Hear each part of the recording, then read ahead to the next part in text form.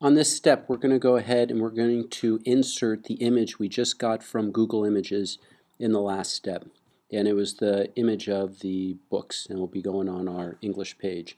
The only reason here I'm on the model site, I wanted you to go ahead and be able to take a look at that, what the final result will look like after we bring that image in.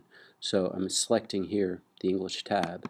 If I can get to the actual English page. Here's the English page. Here's the image I got. I'm assuming you got one quite like it or the same image, and we already had text on the page, so we'll bring the image in. Text will wrap around the image just like you see here, and you need to realize when you bring in that image, the image might be fairly big, and I'll also show you how to reduce the size of that image. It's just a simple button. So now let's go ahead and let's go to our page that we're building.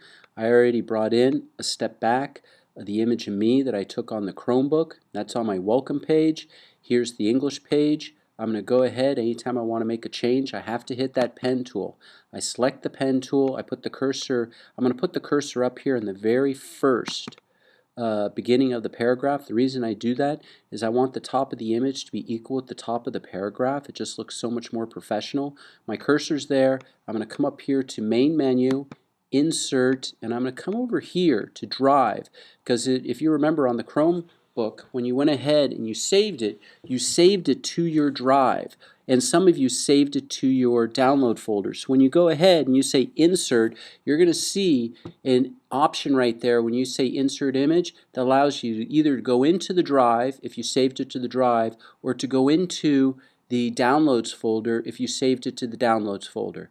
And right there, when you select that, start scrolling and you'll be able to see, that image that you saved. And so here it's pulling up my images. I'm going to scroll through my selection of images, and then I'm going to try and find, I'm going to find the one of the school books for me. If you can go ahead and scroll through and find the image that you downloaded from Google Images, and haven't seen it yet. I'm sure it's coming. There it is. There's mine. Now look, go ahead and do yours. You don't need to, if you know what to do, you don't need to be following me. But there's mine. I'm going to hit select, and it's going to go ahead and bring it in. Ta-da!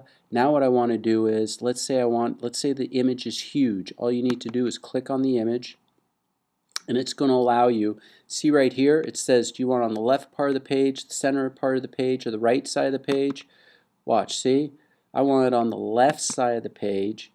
I want it, do you want small, medium, or large? I want it small, because I really do want to be able to read the text. That's how you get a huge image down in size. And then, do you want text wrapping on or text wrapping off? I recommend you have text wrapping on. I really do think it makes it look far more professional when you have that text wrapping around it. At that point, you're done.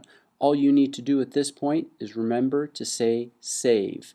You might want to go out in order to make your site look that much more classy, and definitely some of you are going to have time right now. Go back to Google Images. Go get additional photos to match what you feel would be a good match for each one of your other classes. So if you have a few minutes, go ahead. Go add some images to your other classes. I'm going to hit save.